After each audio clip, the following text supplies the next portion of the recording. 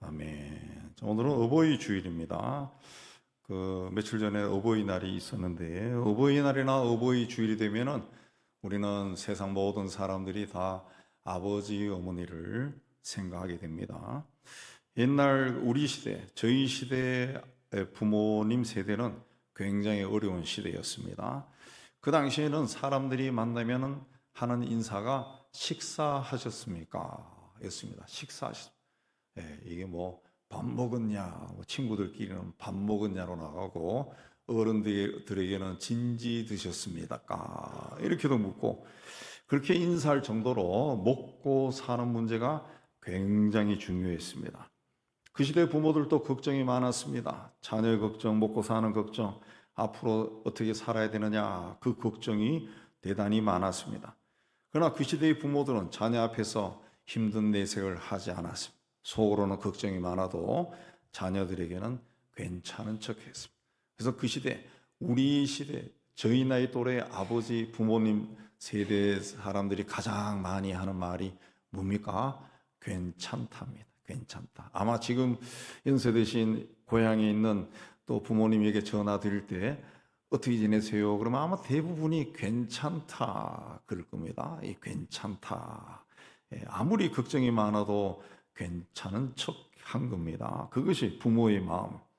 지금 부모들도 마찬가지입니다. 자녀에게 좋은 것을 주고 싶어 합니다. 가능하면 좋은 환경을 만들어주고 좋은 교육을 받게 해주고 세상에서 남보다 뒤처지지 않도록 도와주고 싶어 합니다. 할 수 있으면 행복하고 기쁘게 살도록 도와주고 싶어 합니다.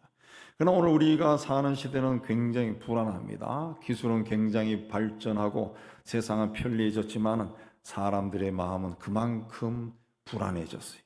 경제가 흔들리고 기후 문제로 인해서 이곳저곳에서 이런저런 일들이 막 터지고 또한 물질적으로 풍요해지면서 사회적인 갈등도 그와 비례해서 커지고 있습니다. 그래서 사람들은 자기를 지켜줄 안전한 것을 찾아 헤매고 있습니다. 어떤 사람은 돈이 있어야 나를 지켜줄 것 같고 어떤 사람은 출세해서 높은 자리에 올라야 안심이 될 것 같고 어떤 사람은 좋은 직업이 평생 나를 편안하고 안전하게 지켜줄 것 같아서 그걸 향해서 달려갑니다. 어떤 사람은 건강하게 사는 것이 행복이고 어떤 사람은 각종 보험에 들어놓는 것이 나의 그 노후의 삶이 안전해질 것 같고 어떤 사람은 집을 마련해야 하는 것이 물질적으로 풍요로워지는 것이 안전해질 것이다. 그렇게 생각합니다. 물론 그런 것들이 우리가 살아가는데 다 필요한 것들입니다. 그러나 그러한 것들은 끝까지 우리를 지켜주지 못합니다. 어느 순간 내가 쌓아놓은 돈도 사라지고 내가 올라서서 앉아있던 자리도 사라집니다. 건강도 나이가 들면 약해질 수 있습니다. 세상이 만든 모든 안전장치는 어느 순간에 다 사라집니다. 그래서 성경은 우리에게 네가 의지하는 그것이 정말 너를 끝까지 지켜줄 수 있는다고 믿느냐라고 묻습니다. 오늘 말씀은 여호와를 경외하는 자에게는 견고한 의뢰가 있나니 그 자녀들에게 피난처가 있으리라. 견고한이라고 하는 성서 단어의 원뜻은 이 전쟁터에서 성벽을 지탱하는 버팀목과 같은 굉장히 강한 힘을 뜻합니다. 고대 시대를 다룬 전쟁화에 보면은 그 적군이 막 공격해 오면은 성벽이 무너지지 않도록 큰 대들보 같은 그 기둥들을 막 받쳐놓는 것을 볼 수가 있어요. 그러니까 외부에서 어떤 강한 힘이 가해진다 할지라도 견딜 수 있는 영적으로 아주 강한 힘이 바로 이 견고한입니다. 의뢰라고 하는 것은 어린아이가 어디를 갈 때 부모의 손을 꼭 잡고 놓지 않는 것처럼 하나님께 꼭 붙어서 오직 하나님만 믿고 의지하는 마음을 말합니다. 그러니까 견고한 의뢰는 하나님을 믿고 의지하기 때문에 쉽게 무너지지 않는 마음입니다. 하나님이 나를 꼭 붙들고 있다는 확신입니다. 세상에 흔들려도 하나님께 피하면 된다는 확고한 믿음입니다. 이런 믿음은 단순히 내가 그렇게 생각하겠다 해서 생기는 것이 아니라 살아계신 하나님과 나와의 관계에서 나오는 믿음입니다. 하나님은 살아계신 분이고 지금 또 내 곁에 임마누엘로 계신 분이고 나는 그분이 사랑하는 사람이다, 이런 확신이 있을 때 이게 견고한 의뢰, 하나님을 신뢰하는 믿음이 생긴다는 거죠. 그러면 이것이 난공불락의 요새처럼 어떤 적도 꺾을 수 없는 상태가 되는 겁니다. 2014년 서아프리카에 에볼라 바이러스가 크게 퍼졌을 때 미국 의사 켄 브린틀리는 라이베리아에서 환자들을 돌보는 의사 선교사를 하고 있었는데 많은 사람들이 바이러스를 두려워해서 현장을 떠났지만 그는 떠나지 않고 현장을 지켰습니다. 그러다가 자신도 에볼라에 감염되어 죽음이 왔다 갔다 하는 지경에 빠졌습니다. 그러나 그는 두려움에 사로잡히지 않았습니다. 그는 자신이 사는 것이나 죽는 것이 다 하나님의 손에 있다고 믿었습니다. 결국 그는 회복되었고 이후에도 하나님 맡기신 일을 계속 감당했습니다. 그에게는 하나님에 대한 절대적인 믿음, 견고한 믿음이 있었습니다. 죽음의 두려움 앞에서도 하나님을 절대적으로 신뢰하고 의지하는 믿음이 있었습니다. 이것이 견고한 의뢰입니다.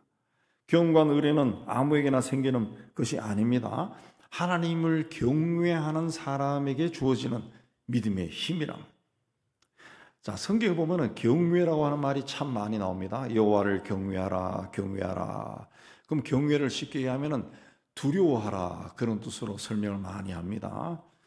그러나 이 경외는 단순히 무서워서 떠는 두려워하는 그런 마음이 아닙니다. 왜 하나님을 두려워해야 되느냐? 하나님이 어떤 분인지 알기 때문에 두려워하는 겁니다. 하나님이 창조주이시고 우리의 생명과 역사를 다스리는 분임을 알기 때문에 하나님을 경외하는 거예요. 우리가 이 바닷가에 가서 그 드넓은 바다를 한번 쫙 홀로 서서 바라보면은 그 바다에 대한 어떤 두려운 마음이 생겨요. 또 깊은 산속에, 등산로가 아니라 깊은 산속에서 그 웅장한 자연을 바라보면은 어떤 경외감을 느낍니다.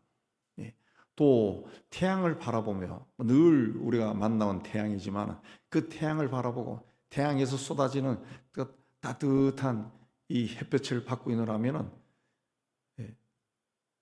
자연 만물에 대한 경외감이 생겨요.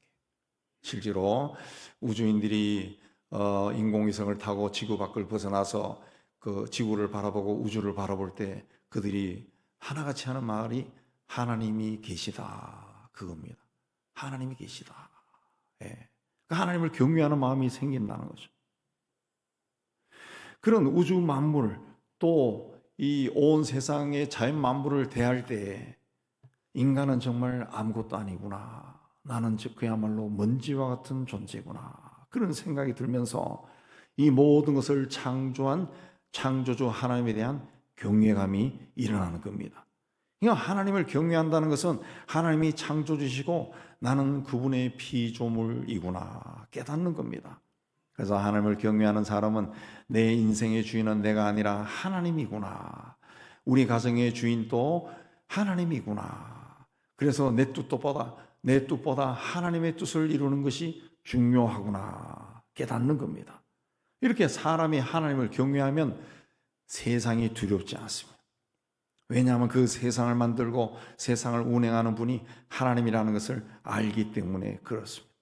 2차 대전 무렵 독일은 히틀러와 나치즘의 관계에 사로잡혔습니다. 많은 사람들이 나치들을 두려워하고 교회도 히틀러를 두려워해서 침묵했습니다. 그러나 신학자 디트리 본헤퍼는 히틀러를 두려워하지 않았습니다. 하나님이 어떤 분인지 알고 그 하나님을 더 두려워했습니다. 그래서 그는 미친 운전사가 인도로 돌진해서 사람들을 치고 있다면 목회자는 죽은 사람의 장례를 치러줄 뿐만 아니라 그 운전대를 빼앗는 일을 해야 된다라고 말했습니다. 그래서 당시 그는 미국에서 대학 교수로 편안하게 지내고 있었는데 고통받는 조국과 교회를 위해 다시 독일로 들어왔습니다. 그 후에 체포되어 1945년 전쟁이 끝나기 몇 달 전에 교수형을 당했습니다. 그러나 같이 감옥에 갇혔던 사람들의 증언에 의하면 그런 죽음 앞에서도 조금도 두려워하지 않는 평안을 보여주었다 합니다. 그의 힘은 정치적인 힘이 아니었습니다. 돈이나 명예에서 온 것도 아니고 뒤에 든든한 배경이 있어서 그런 것도 아니었습니다. 하나님을 경외하는 믿음이었습니다. 하나님을 정말 두려워하는 사람은 세상에 아무리 큰 권력이라 할지라도 두려워하지 않습니다. 자녀는 부모의 말만 듣고 자라지 않습니다. 자녀의 삶을 보고 자랍니다. 부모가 어려운 일을 만났을 때 어떻게 하는지 봅니다. 부모가 잘못했을 때 변명을 하는지 아니면 자신의 잘못을 고백하고 회개하는지 봅니다. 부모가 힘들고 어려운 일을 만났을 때 자신이 만난 그 일을 원망하는지 아니면 하나님 앞에 무릎을 꿇고 기도하는지 봅니다. 부모가 세상을 살 때 돈을 두려워하는지 아니면 하나님을 더 두려워하는지 봅니다. 부모가 하나님을 경외하는 모습을 보일 때에 자녀는 무릎을 꿇은 부모의 등 뒤에서 하나님을 봅니다. 부모가 하나님을 경외할 때 자녀는 세상을 두려워하지 않는 법을 배웁니다. 가만히 돌아보면 세상에 주는 자신감은 조건에 따라서 옵니다. 돈이 있을 때 혹은 건강할 때 하는 일들이 잘 되어갈 때 또 사람들로부터 인정받고 칭찬받을 때 기분이 좋아지고 자신감이 생겨요. 그러나 그런 조건들이 하나하나 무너지면 자신감도 무너집니다. 그러나 하나님을 경외하는 사람에게 있는 하나님을 향한 견고한 의뢰는 환경이 좋아서 조건이 좋아서 생기는 믿음이 아닙니다. 하나님이 살아계시고 살아계신 하나님이 우리 가정을 살피시고 내 인생을 붙들고 계시고 내 자녀를 나보다 더 사랑하시고 더 아신다라는 이 믿음에서 온다는 것이죠. 그러므로 부모가 자녀에게 남겨야 할 가장 중요한 것은 재산이 아니라 믿음이라. 좋은 학교보다 더 중요한 것은 하나님을 경외하는 마음이에요. 세상에서 성공하는 것보다 더 중요한 것은 하나님을 의지하는 삶입니다. 여호와를 경외하는 신앙에서 견고한 의뢰가 나옵니다. 어떤 환경 속에서도 좌절하거나 무너지지 않고 하나님을 절대적으로 의지하는 견고한 믿음이 생깁니다. 흔들리지 않고 하나님을 의뢰하는 견고한 믿음이 우리의 가정을 지키고 나를 일으키는 영적인 힘이 됩니다.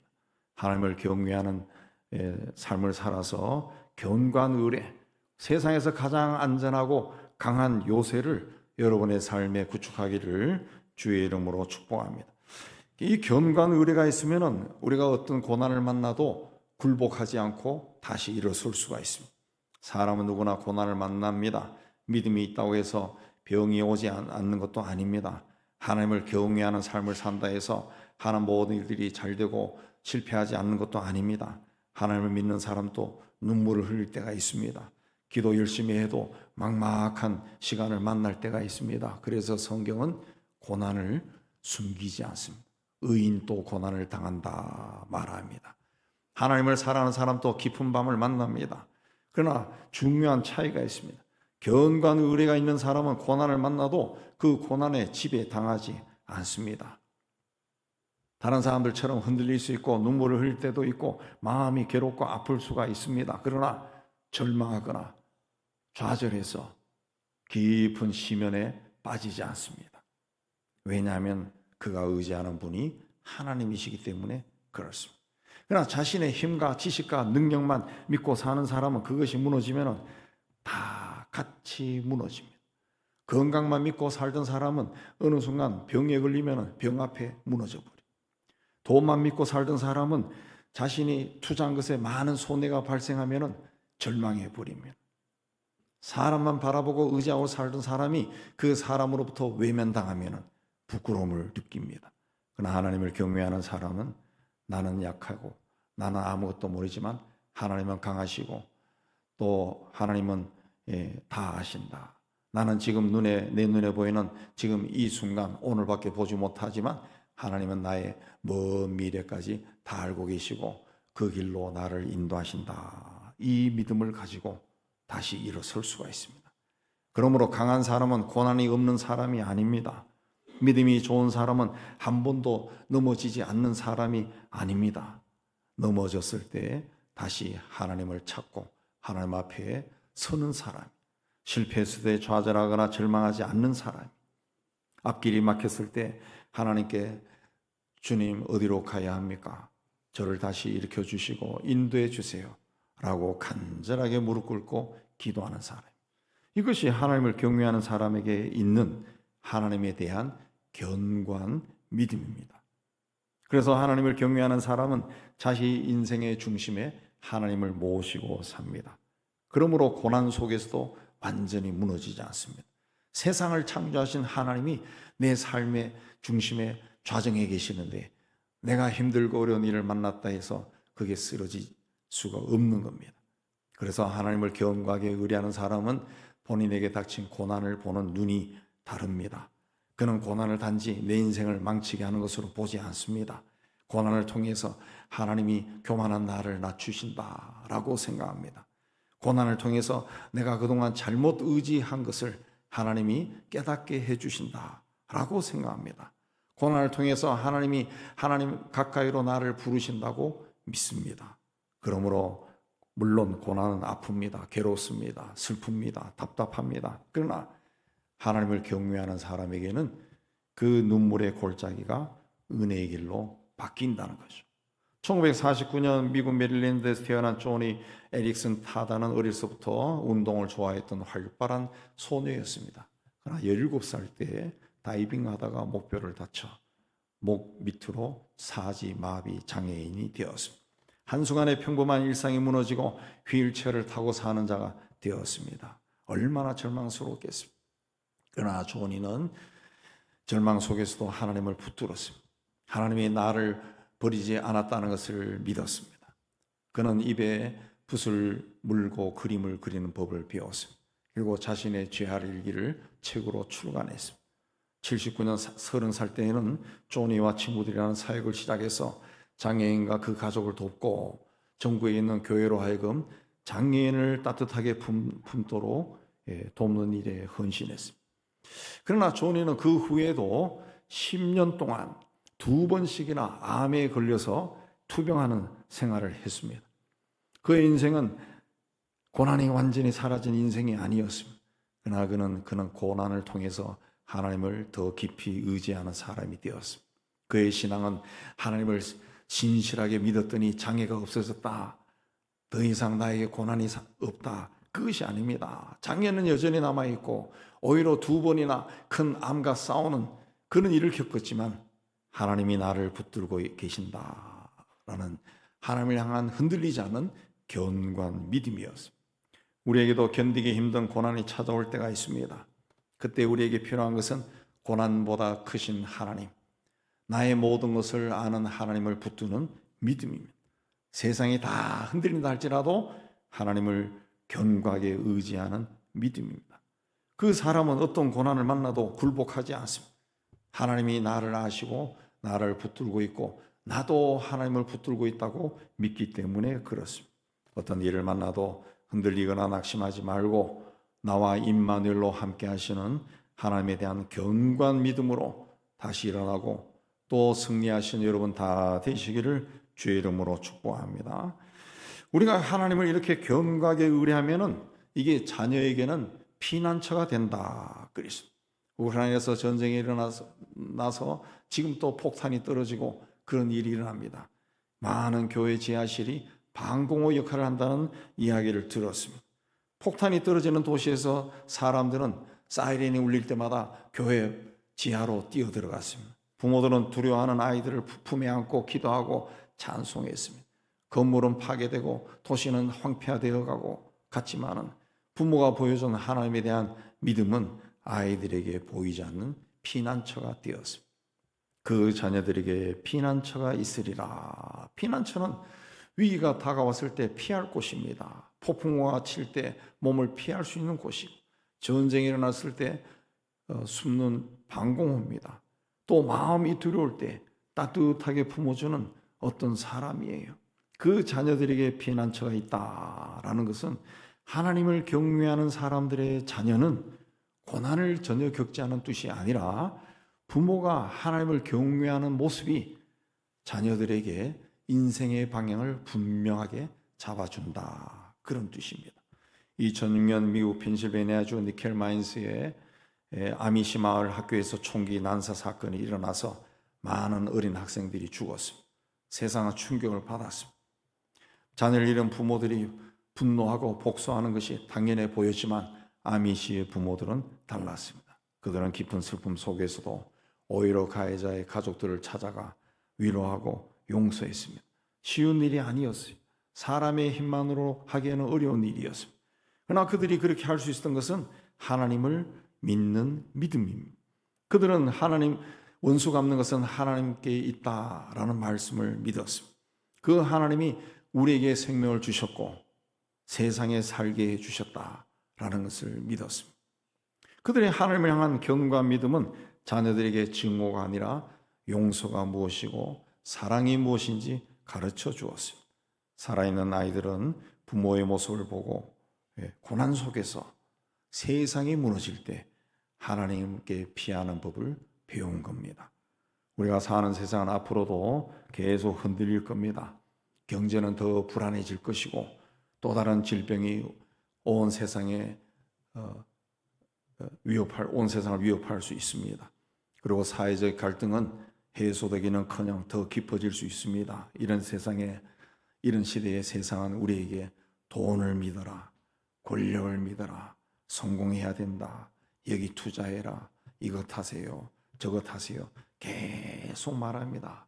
거기에 따라서 사람들이 이렇게 와 몰리고 저렇게 와 몰리고 그렇게 합니다. 요새 주식시장이 달아오르고 코스피가 몇 천이 되고 하는 것들을 그래서 나라가 번성한다 이렇게 하지만은 많은 학자들이 그 바람이라는 거죠. 바람이 굉장히 위험하다 그렇게 이야기합니다. 그러한 것들은 세상의 어느 한순간 폭풍우가 불어버리면 한순간에 무너집니다. 우리를 끝까지 지켜주지 못합니다. 그러나 하나님을 경외하며 그분을 견고히 의뢰하는 사람은 어떤 비바람이 몰아치는 폭풍우 속에서도 평안을 누릴 수가 있습니다. 아이들에게는 안전한 환경이 중요합니다. 그러나 가장 필요한 것은 두려운 순간에 붙들 수 있는 믿음이라는 거죠. 부모가 보여주는 하나님 향해 흔들리지 않은 견고와 믿음이에요. 부모가 하나님을 견고하게 의뢰하면 그 믿음은 자녀에게 가장 귀한 유산이 됩니다. 부모가 자녀에게 남겨줄 수 있는 가장 큰 유산은 재물이 아니라 하나님께 피하는 법을 가르쳐 주는 겁니다. 자녀들은 훗날 세상에서 힘든 일을 만났을 때, 우리 아버지 어머니가 힘들고 어려운 일을 만났을 때 하나님 앞에 엎드리고 하나님을 절대적으로 의지하던 그 모습을 기억합니다. 그러면 자녀들은 우리 아버지 어머니가 어려울 때 하나님을 찾았듯이, 우리 아버지 어머니의 피난처가 하나님이었듯이 나도 하나님을 찾아야 되겠구나, 하나님께 피해야 되겠구나, 그 믿음을 가지고 하나님의 손을 붙잡는 겁니다.